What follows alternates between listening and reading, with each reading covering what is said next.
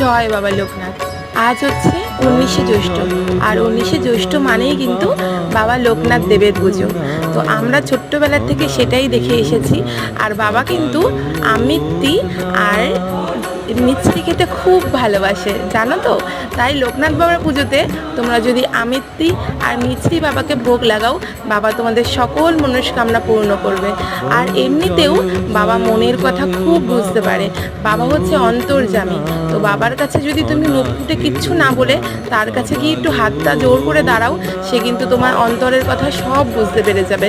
তাকে কিছু দিতেও লাগবে না, সে তোমার সব মনস্কামনা পূর্ণ করবে। বাবা হচ্ছে এরকমই, বাবা হচ্ছে গরিবের বড় লোকের সকলের বাবা। তাই তো তিনি বলে গেছেন, রণে বনে জলে জঙ্গলে যেখানে বিপদে পড়িবে আমাকে স্মরণ করিবে, আমি রক্ষা করিব। এই কথাটা কিন্তু আমরা ছোট বড় সকলেই জেনে থাকি।